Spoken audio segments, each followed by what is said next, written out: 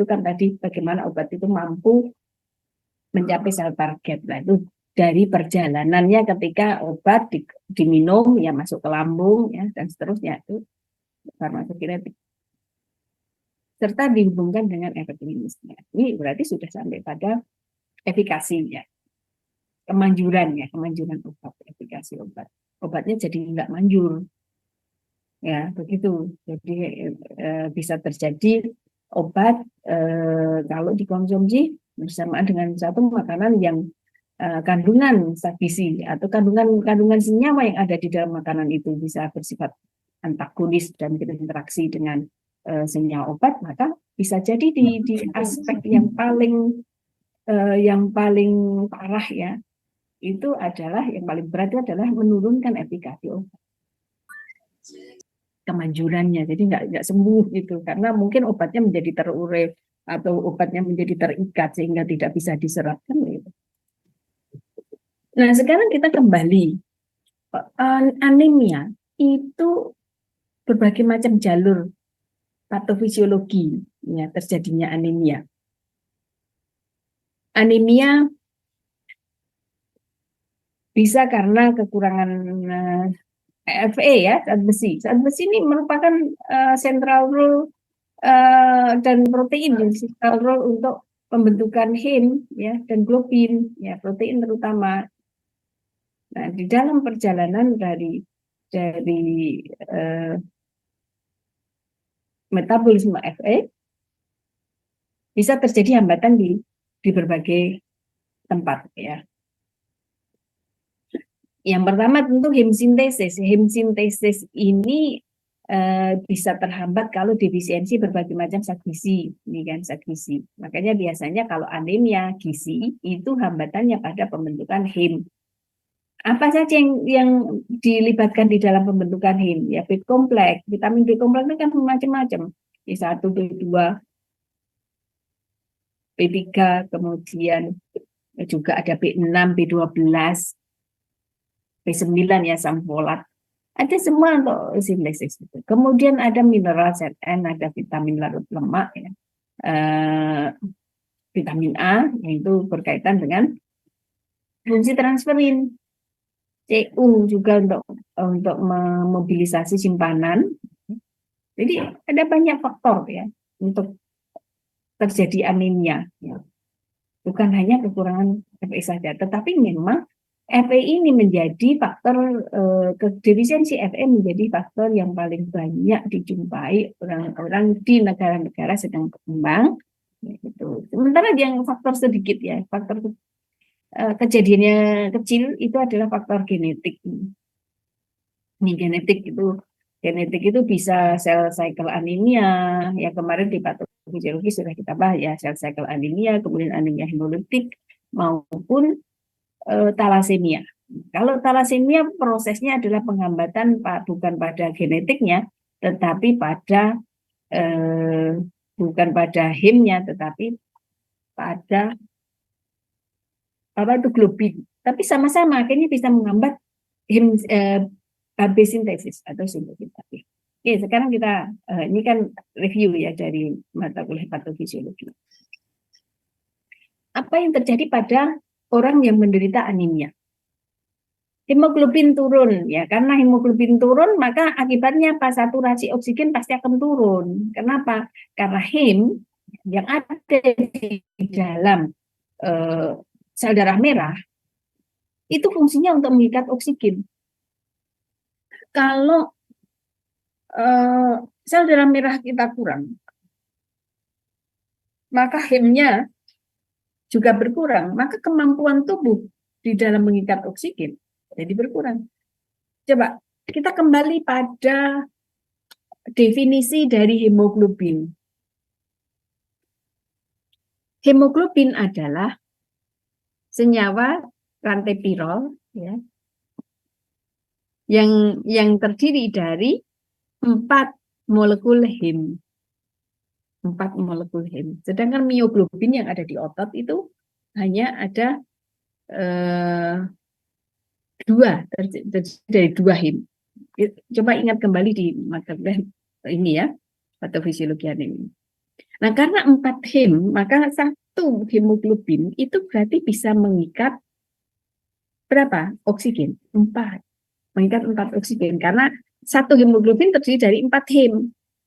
Satu hem mengikat satu oksigen. Maka satu hemoglobin akan mengikat 4 oksigen. Kalau terjadi penurunan kadar Hb, maka tentu akan terjadi penurunan jumlah oksigen yang diikat masuk ke dalam tubuh, masuk aliran darah juga. Dan itu nanti akan mempengaruhi apa? Proses metabolisme. Karena beberapa reaksi kimia di dalam tubuh itu kan ada reaksi oksidasi. Reaksi oksidasi butuh oksigen. Nah, itu yang terjadi. Nah, pada orang-orang yang anemia itu maka dilakukan terapi atau untuk mengatasi masalah anemia diberikan suplemen, ya kan? Kalau anemia berat, maka bisa jadi itu dilakukan transfusi, ya supaya cepat menaikkan Hb-nya, transfusi, sih, ya transfusi darah, ya langsung volume apa namanya ininya meningkat, ya kan? Atau diberikan suplemen. Kalau diberikan suplemen butuh waktu kan. Nah, karena kalau minum suplemen nanti butuh dimetabolis, nanti dalam butuh waktu untuk pembentukan hem itu berapa hari itu bisa membentuk hemoglobin kan gitu. Itu waktu. Tapi kalau mau cepat itu ditransfusi itu pada orang-orang yang anemia dan butuh tindakan cepat. Misalnya apa? Orang yang mau operasi, lakukan operasi, kadar Hb-nya turun, kadar Hb-nya rendah, maka ditransfusi dulu supaya cepat naik ya. Ini butuh segera dioperasi, maka ditransfusi dulu kadar Hb-nya naik ya, mungkin butuh 2 hari atau ya 1 malam 2 malam sudah cukup. Di situ langsung Hb naik, lalu dilakukan tindakan operasi. Nah, beberapa preparat yang digunakan untuk mengatasi anemia ini terutama kalau anemia kurang zat besi atau iron deficiency anemia, maka preparatnya itu berupa ferrosulfat, bisa berupa ferrosulfat atau ferrofumarat atau bentuk preparat yang mengandung zat besi lainnya. Ya. Biasanya tuh di obat-obat komersial atau suplemen-suplemen komersial itu ada yang mengandung ferrosulfat, ya, ada mengandung ferrofumarat, ada pula yang mengandung ferrogluconat. Nah, itu biasanya ferrogluconat itu jarang dipakai ya untuk orang dewasa, tapi biasanya dipakai untuk anak-anak dalam bentuk sirup. Kalau dalam sirup itu biasanya berupa ferrogluconat dan harganya tentu lebih mahal. Yang paling murah itu ferrosulfat. Nah, ini dulu digunakan untuk tablet tambah darah. Namanya tablet tambah darah berarti apa? Untuk program, ya kan? Ada pemerintah tuh. Tablet tambah darah zaman dulu, ya sebelum tahun 2016, itu Indonesia menggunakan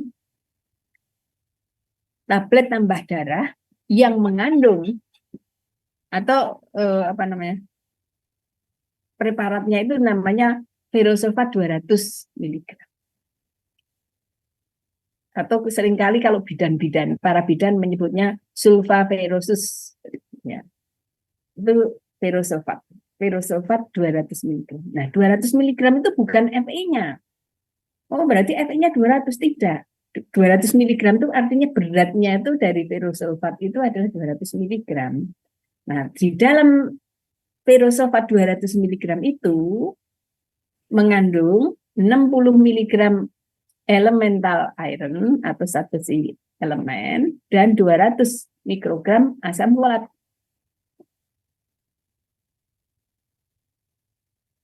Jadi ini adalah preparasi TTD sebelum tahun 2016. Karena saya tahu tahun 2016 itu baru dikenalkan preparat TTD yang baru.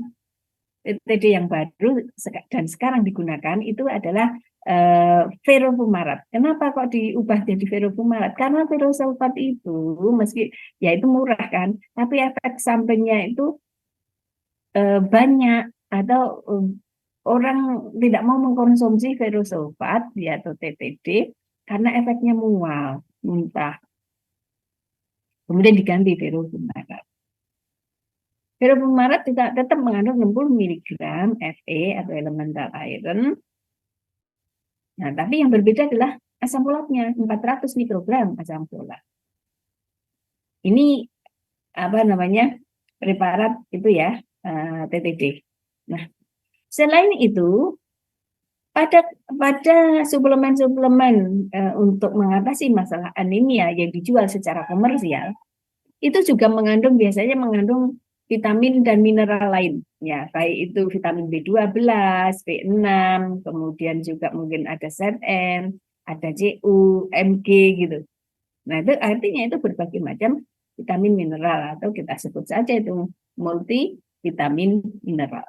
Nah, apa yang terjadi ketika seorang yang anemia itu mengkonsumsi tablet tambah darah ataupun suplemen-suplemen untuk mengatasi anemianya, tetapi dia harus mengkonsumsi obat yang lain. Tapi kalau kita itu, Bu Mami tidak akan menjelaskan tentang, oh TTD ini akan interaksi dengan makanan apa, itu sudah tahu kalian, iya kan? Oh Fe itu bisa dihambat oleh tanin, iya kan? Oleh serat, oleh kopi ya. Jadi ada inhibitor faktor, itu kan dia sudah tahu. Tapi sekarang saya akan lebih memfokuskan kepada interaksi ya Fe. Ya, kalau preparat-preparat yang mengandung Fe maupun mengandung asam folat itu berinteraksi dengan obat. Tapi kalau berinteraksi dengan makanan, ya kan Anda sudah tahu ada enhancer faktor, ada inhibitor faktor. Apa saja enhancernya? Vitamin C, ya kan? Kemudian protein. Protein itu sebagai protein hewani itu ya, sebagai enhancer. Kemudian juga ada asam sitrat. Lalu kalau yang inhibitor ada tanin, kemudian ada kopi, ada kafein, kemudian ada serat, ya, albumin itu juga inhibitor. Oke, lanjutnya.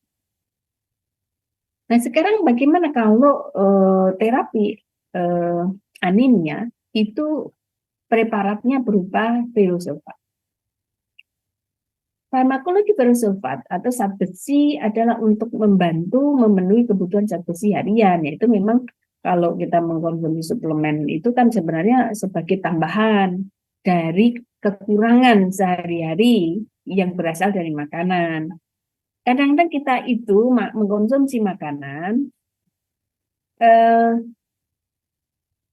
yang kita konsumsi itu kandungan mikronutriennya kurang. Ya, mungkin kan asupan energi proteinnya kita cukup, ya, tetapi mikronutriennya nggak cukup. Terutama pada ibu hamil, itu dijamin bahwa ibu hamil itu tidak bisa memenuhi kebutuhan zat besinya atau mikronutrien lainnya. Itu yang hanya berasal dari makanan itu tidak cukup. Makanya kenapa ibu hamil itu ada program nasional, ada program diberikan suplemen.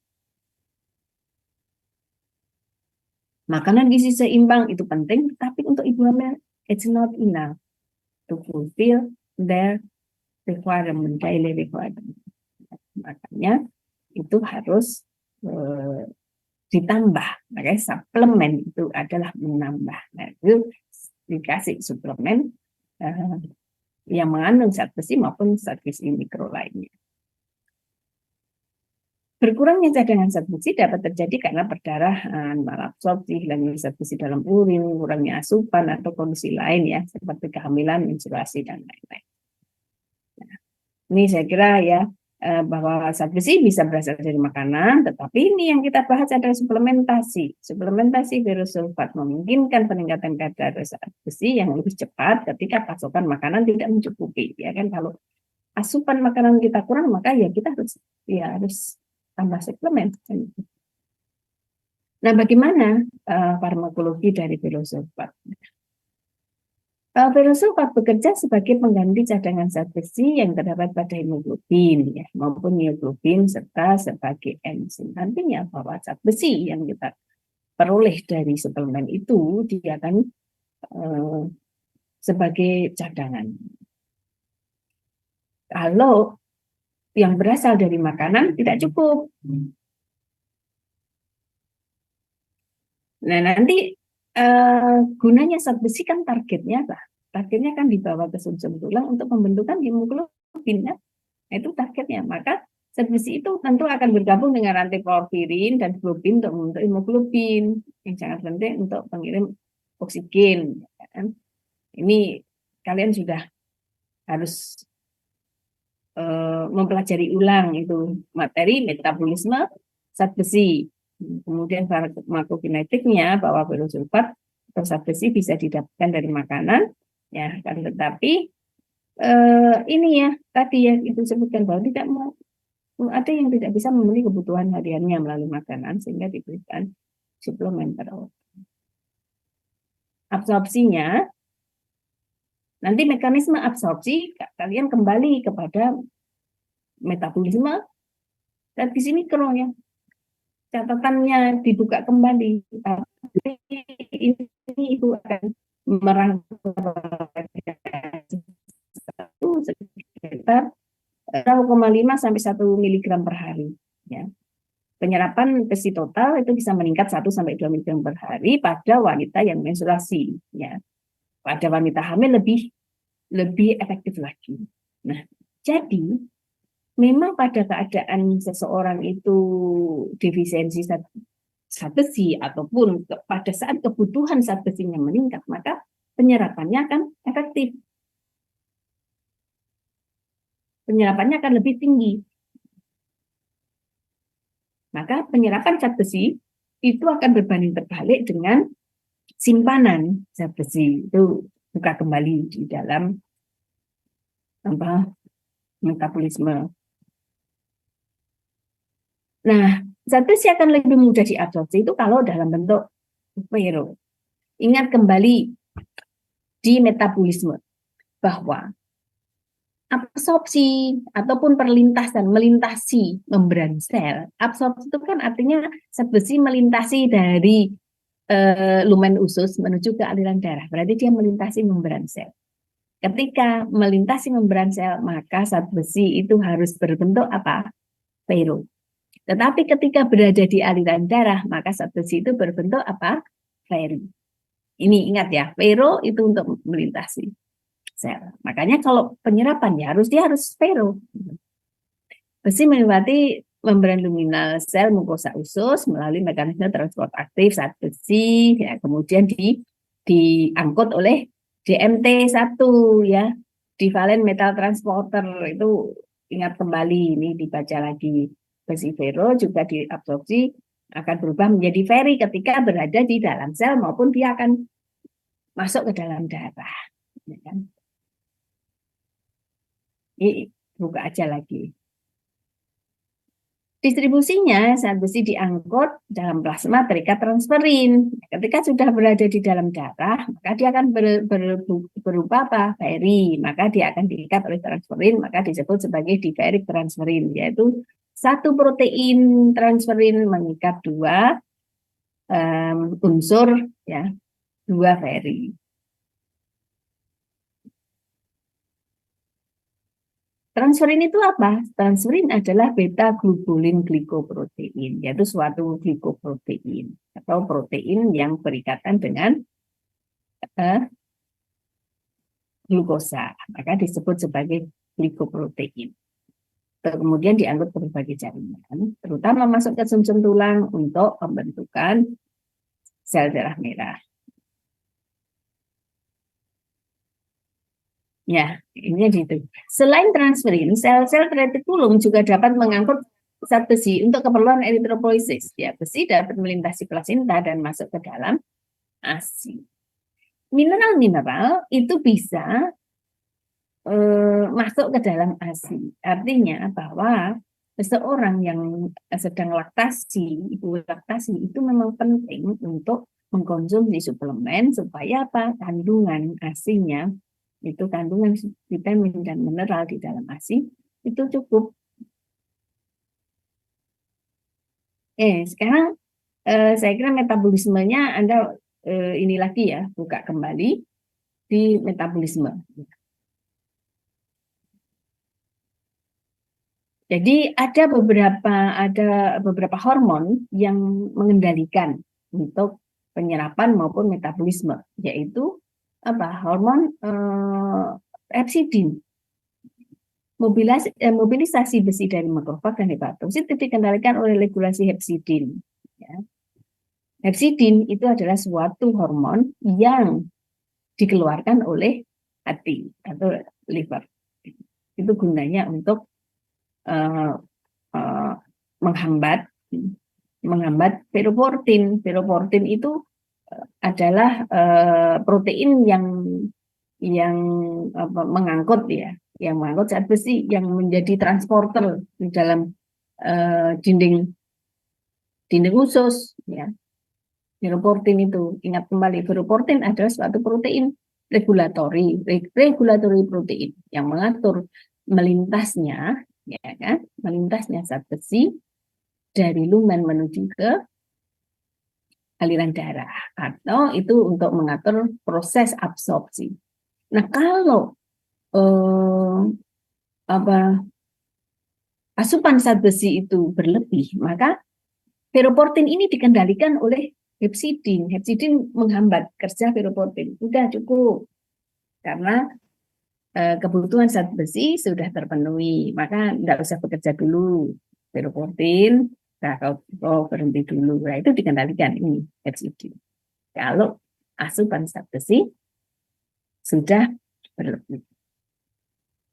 Ini hepcidin itu menghambat konsentrasi ya. Zat besi kalau itu tadi cukup.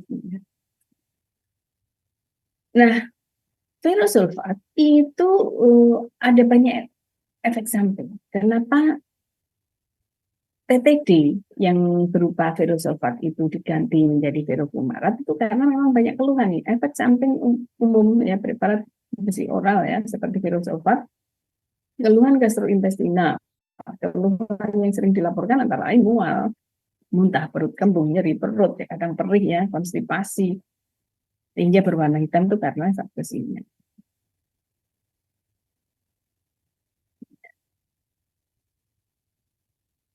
Kemudian pada kasus yang jarang dapat terjadi perdarahan. Perdarahan itu kalau mungkin kalau ada kasus-kasus yang berat, ya, mungkin zat besinya itu bisa mengiritasi lambung, ya, karena diperparah oleh hidroklorik atau asam lambung asam yang berada di lambung tuh, maka dia bisa mengiritasi lambung sampai bisa perdarahan. Itu juga terjadi.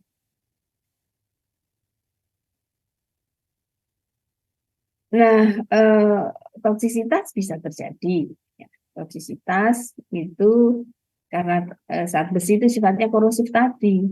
Ya. Toksisitas berkorelasi dengan jumlah unsur zat besi dalam bentuk zat besi yang dicerna. Pemberian dosis 20 mg ya, zat besi elemental atau lebih dapat menyebabkan gejala toksisitas ya. Padahal ibu hamil itu kan zat besi elemennya berapa? 60. Ya, memang kadang ada risiko untuk itu. Makanya sekarang kan pemerintah sudah mulai ingin mengganti TTD itu yang 60 mg itu dengan mikronutrien yang kandungannya cuma 30 mg. Pada tingkat seluler, zat besi bebas memasuki sel ya, dan berkonsentrasi di dalam mitokondria. Ini bisa mengganggu fosforilasi oksidatif ya. Kenapa? Karena kalau zat besi itu berada di dalam sel, dia akan mengikat oksigennya, ya kan? Fosforilasi oksidatifnya terhambat. Nah, padahal kalau mau melepaskan atau memecah lemak, itu kan harus terjadi oksidasi. Makanya proses pemecahan lemak itu disebut beta oksidasi. Ya, kalian ingat kembali mata kuliah metabolisme zat gizi makro. Ya. Pemecahan lemak itu adalah proses oksidasi di rantai beta, maka disebut sebagai beta oxidation. Nah, kalau zat besi itu ada di dalam sel, kalau kelebihan zat besi ya, zat besi ada di dalam sel, maka zat besi itu kan mengikat oksigen, maka oksigennya nggak bisa mengoksidasi, ya, sehingga itu yang menyebabkan jadi radikal bebas, sehingga terjadi stres oksidatif sel. Ya, jadi kematian sel itu maksudnya selnya jadi itu stres oksidatif, ya, tadi radikal bebas. Karena radikal zat besi yang ini oksigen itu bisa jadi radikal bebas. Nah, sekarang bagaimana apa yang berinteraksi dengan virus sulfat? Absorpsi virus sulfat itu meningkat pada penggunaan bersamaan dengan vitamin C, ya kan? Itu kan sudah kita pelajari ya, bahwa vitamin C itu sebagai enhancer, ya, artinya bisa meningkatkan penyerapan zat besi. Tetapi ada yang menghambat selain serat, ya, kemudian itu dari makanan ya, yang makanan yang menghambat itu adalah serat, kemudian tanin, lalu kopi ya. Tapi ada obat-obatan ya, obat-obatan yang menghambat penyerapan yang menghambat ini virus sulfat atau sulfat feri adalah apa? Yang menghambat absorpsi dari virus sulfat, yaitu antasida. Antasida adalah jenis-jenis obat-obatan yang digunakan untuk mengurangi mual muntah. Obat mah itu lambung itu. Lambung itu kan isinya hidroklorik ya, asam.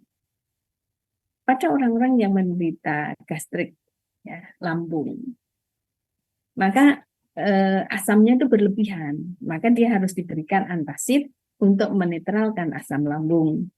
Nah, pemberian antasid itu biasanya isinya itu berupa garam-garam mineral, magnesium, ya, kemudian ada natrium, segala macam mineral itu garam mineral. Nah, adanya garam mineral ini bisa mengendapkan ataupun mengikat zat besi, sehingga zat besi tidak bisa diserap. Ini antasid. Kemudian ada jenis-jenis obatan yang lain, ranitidin ya, ini jenis obat-obatan lainnya, termasuk mineral lainnya, zinc, kalsium, fosfor, ya, itu bisa menghambat penyerapan zat besi. Ya, di mana mineral sama-sama mineral, valensinya sama, maka dia berkompetisi. Virus sulfat dapat mengurangi bioavailabilitas, nah, tapi dan sebaliknya virus sulfat ini juga bisa mengurangi bioavailabilitas suatu obat. Kalau tadi obat bisa mengurangi availabilitas dari virus sulfat, ya, ini beberapa obat ini, tapi virus sulfat juga bisa mengurangi bioavailabilitas dari golongan obat-obatan tertentu. Apa saja ini? Virus sulfat juga mengurangi penyerapan penisilamin, ya, jenis-jenis penisilamin ini, penisilin ya, obat-obat antibiotik tertentu ya, penisilamin, fluoroquinolone, ya, kemudian levotiroxin dan levodopa. Ini dopa, maksudnya ini turunan dari dopamin ini mestinya, begini ya. Fluoroquinolone itu apa? Itu adalah biasanya ini antibiotik yang digunakan untuk mengobati, untuk terapi bakteri ya, yang spektrum luas, baik itu bakteri gram positif maupun gram negatif.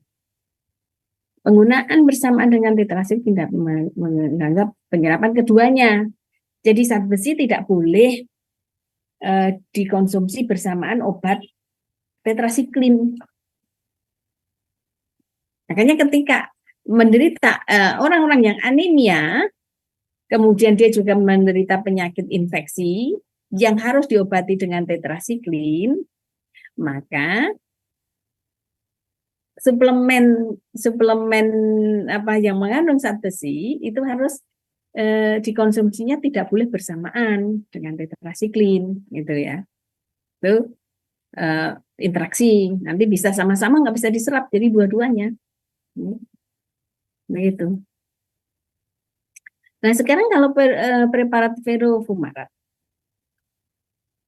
prinsipnya sama ya, yang fumarat maupun sulfat. Tetapi ini Fe yang fumarat ini ya beberapa yang perlu perhatikan sebelum mengkonsumsi ferofumarat ini. Apakah ini sama ya? Tidak boleh bersamaan minum antacid ya. Other indication remedies ini kan obat-obatan untuk tadi ya apa anti mual, antibiotik yang apa saja nih, beberapa antibiotik seperti oksitetrasiklin ya, sama kan tetrasiklin, ini jenis-jenis tetrasiklin ya kan? Kemudian antivirus, antiviral use for HIV infection. Jadi beberapa obat-obat untuk HIV itu juga tidak bisa dikonsumsi bersamaan dengan ferofumarat. Ya. Kemudian obat-obatan laksatif containing magnesium. Magnesium itu bisa dia saling berinteraksi dengan Fe-nya, jadi sama-sama nggak bisa diserap. Sebenarnya. Juga beberapa obat yang menggunakan untuk pengobatan atau pencegah osteoporosis. Ya. Obat-obat untuk osteoporosis itu ya, golongan bifosfonate, bifosfat, jadi mengandung fosfat, alendroic acid, ya, itu nama-nama obatnya. Ya. Ini orang-orang apa namanya farmasi. Nah, lalu Ibu menjelaskan soal ini zat besi itu tidak boleh itu dikonsumsi bersamaan obat-obat anti osteoporosis. Kolesteramin, yaitu obat-obatan yang menurunkan kolesterol, ya, juga perlu dihindari. Begitu juga obat-obatan yang untuk meningkatkan platelet ya di dalam darah.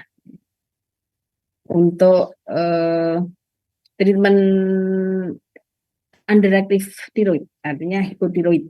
Ya. Apa itu levothyroxine? Itu adalah obat-obatan untuk hipotiroid ya. Termasuk obat-obatan untuk penyakit Parkinson, kemudian ini obat-obatan yang digunakan untuk setelah transplantasi organ. Mungkin dia akan mengganggu ini apa namanya keenceran darah, karena organ-organ di transplantasi organ itu maka tidak boleh ini dulu kandungan di dalam darah itu tidak boleh berat dulu ya. Ya. Begitu juga tidak boleh digunakan ya juga bersamaan dengan obat-obat yang untuk terapi high blood pressure atau hipertension ya serta artritis. Ini tadi kan masuk penisilamid. Itu ya, jadi untuk preparat zat besi.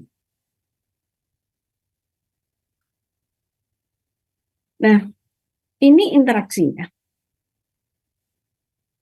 Kalau reaksi antara zat besi, baik itu fero maupun feri, tadi beberapa yang tidak boleh kan tetrasiklin, fluorokinolon, ya, spirofloxacin, ofloxacin, ya itu termasuk obat-obatan ya, antivirus, antibakteri, karena dia bisa mempengaruhi bioavailability. Sementara antacid itu mengubah pH. Tadi Ibu sudah sebutkan bahwa antacid itu mereduksi, menurunkan keasaman lambung sehingga menjadi lebih keasamannya turun, artinya pH-nya naik. Ya, dengan pH naik maka akan terjadi penurunan kemampuan absorpsi. pH yang tinggi dalam lambung akan menurunkan absorpsi beberapa tadi ya zat besi, bukan hanya zat besi tapi juga Ca, seng dan magnesium. Nah, sementara bagaimana dengan asam folat yang ada di dalam preparat suplemen tablet tambah darah? Ya kan? Orang yang anemia itu biasanya bukan hanya diberikan zat besi saja, pasti juga disertai dengan asam folat. Nah, asam folat itu merupakan kofaktor untuk enzim dihidrofolat reduktase, itu digunakan untuk biosintesis asam nukleat atau replikasi sel. Itu sangat penting. Orang-orang yang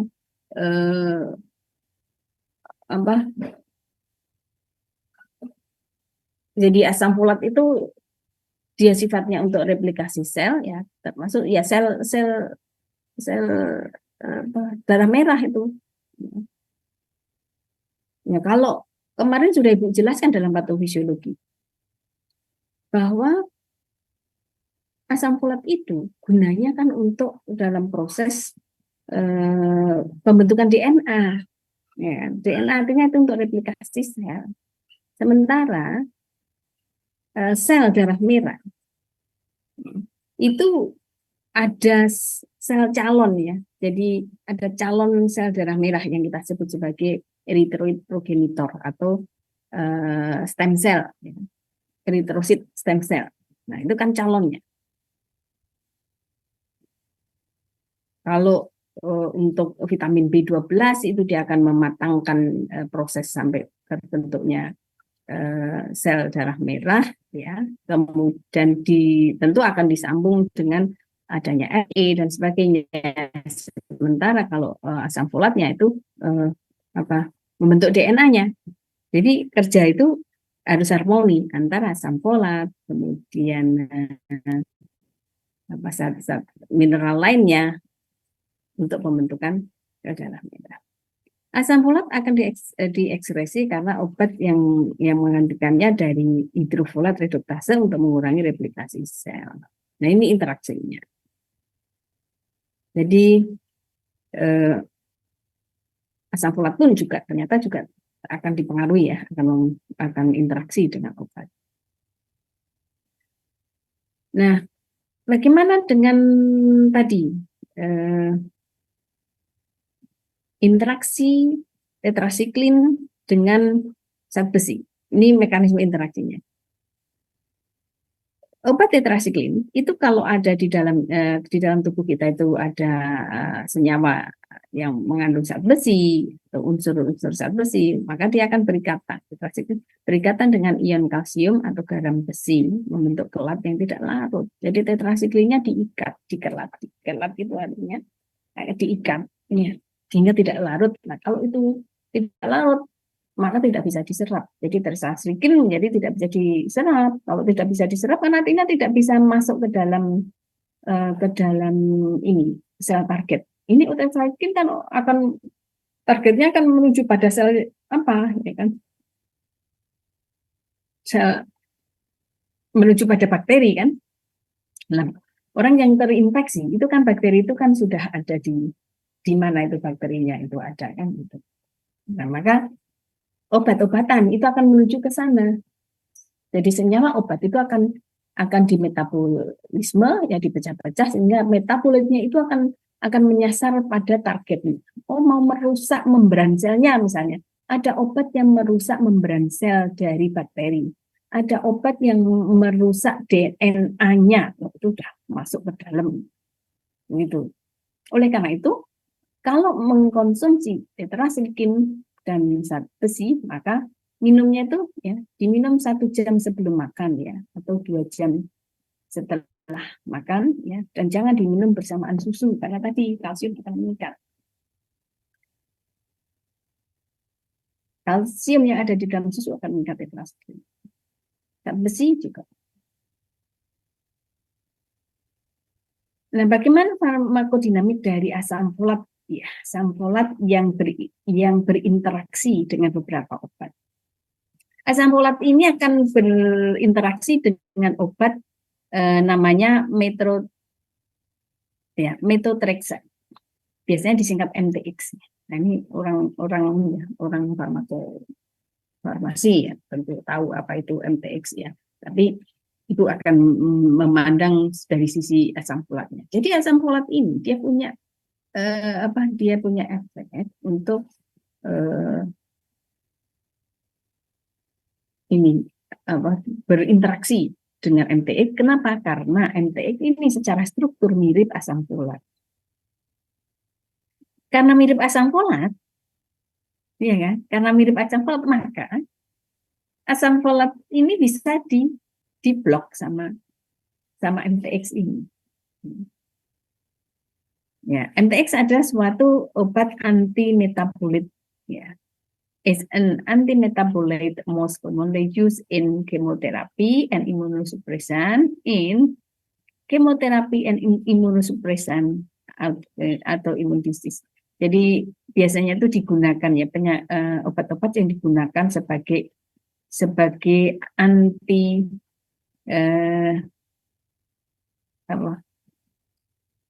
imunosupresan yang menekan respon imun,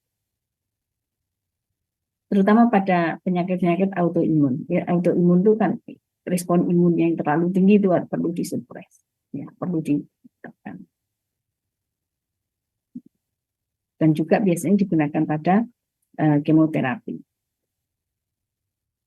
Kemudian juga aspirin. Aspirin itu jenis-jenis obat pusing ya. Itu dulu aspirin itu obat yang sangat populer di zaman tahun-tahun 70-an, 60-an, 70-an gitu. Aspirin itu bersaing dengan pembawa protein folat. Jadi aspirinnya ini, obat aspirin itu bisa bersaing. Jadi sifatnya kompetitif dengan protein yang membawa folat. Paham ya? Kan setiap mineral atau setiap zat gizi itu ada carrier-nya, ada protein pembawanya, protein carrier. Misalkan zat besi carrier-nya apa? Carrier-nya adalah transferin. Kemudian vitamin A pembawanya apa? Carrier-nya apa? RBP, retinol binding protein, atau protein yang mengikat retinol, ya kan?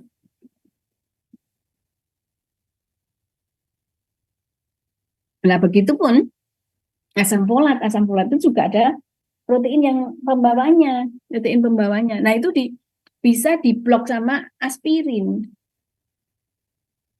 Sehingga kalau orang yang sering mengkonsumsi aspirin, maka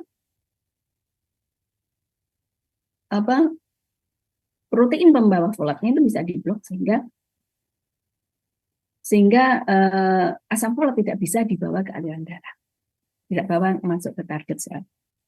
Akhirnya dia kekurangan asam folat, begitu, bisa mengalami gangguan ya asam folat yang hebat. Orang-orang yang minum aspirin, jenis-jenis aspirin. Nah, sekarang aspirin itu makanya termasuk obat yang tidak boleh, ya, sudah tidak boleh beredar bebas. Dulu itu beredar bebas. Panasnya di sini. Ibu pegang coklat sampai meleleh. Ayo lanjut. Nah, sekarang bagaimana mekanisme fluoroquinolone ya dengan beberapa jenis tadi zat besi dan magnesium. Ya, jenis obat yang disebut tadi fluoroquinolone yang digunakan untuk obat antibakterial, ya. Tidak boleh bersamaan dengan ini, zat besi tidak boleh bersamaan dengan ini obat ini. Nah, zat besi itu akan mengganggu penyerapan. Zat besi akan menurunkan penyerapan fluoroquinolone, ya, karena kompleksasi dengan kation divalen. Nah, jadi zat besi itu kan ketika mau diserap, dia kan harus diikat oleh apa? DMT 1, ya kan? Divalen transporter. Divalen transporter tipe 1, divalen metal transporter DMT, divalen metal transporter. Nah, divalen metal transporter ini kan berarti protein yang membawa unsur-unsur metal bervalensi 2. Nah, rupanya ini bisa menghambat penyerapan itu ya. Jadi eh, akan menjadi kompleksisasi itu maksudnya menjadi kompleks yang tidak terserap ya. Jadi obat fluoroquinolone itu menjadi kompleks dengan DMT sehingga tidak bisa ini apa DMT, Fe, fluoroquinolone ya. Jadi kan jadi satu senyawa yang besar ya, kan kompleksnya harusnya kan DMT itu hanya mengikat zat besi saja supaya zat besinya bisa diserap. Tetapi ini juga berikatan, maka fluoroquinolone-nya nggak bisa diserap. Oleh karena itu beri jarak waktu minum dengan nutrien yang minimal 2 jam. Kemudian ZN, CA, ya, MG ya, terutama kalau ZN yang berkaitan dengan anemia kan bisa digunakan ZN sebagai enzim yang mengaktifkan, sebagai kofaktor yang mengaktifkan enzim alfa leucovolinat dihidratase ya, dalam sintesis HIM. Nah ini ZN itu rupanya berinteraksi dengan obat-obatan ya, ciprofloxacin. Ini jenis-jenis obat-obatan untuk anti bakteri juga. Sementara mekanismenya ya tadi ya membentuk kompleks tadi, kompleks dengan di proteinnya ya. Sementara kalau protein pembawa ZN apa itu? ZNT ya kan? ZN transporter. Sama ZIP dan ZNT. Nah, itu ya. Nah, sekarang quinolonnya nih dari sisi ini. Quinolonnya itu apa? Quinolon itu termasuk obat-obatan untuk infeksi saluran kemih. Ya, ini digunakan untuk antibakterial spektrum luas yang digunakan untuk mengobati berbagai infeksi gram positif dan gram negatif. Tapi obat yang fluoroquinolone ini paling efektif kalau digunakan untuk infeksi gram negatif, aerobik. Apa jenis-jenis obat jenis-jenis bakteri anaerobik? Nah, ini penggunaannya obat-obatan. Infeksi saluran kemih, kemudian infeksi saluran pernafasan bagian bawah, ya. Infeksi saluran ISPA, jadi ISPA yang akut yang bagian bawah ya, termasuk bronkitis itu masuk di bawah ya. Infeksi saluran cerna, ya. Termasuk karena Shigella dan Campylobacter. Ya. Kemudian termasuk nosokomial. Ya. Infeksi nosokomial. Nosokomial itu adalah infeksi-infeksi yang disebabkan ya karena di rumah sakit ya. Ini dihubungan karena kateter Urin. Karena dia nanti akan masuk ISK. Ya, ini jenis-jenis obatnya. Oke. Sampai di sini ada pertanyaan?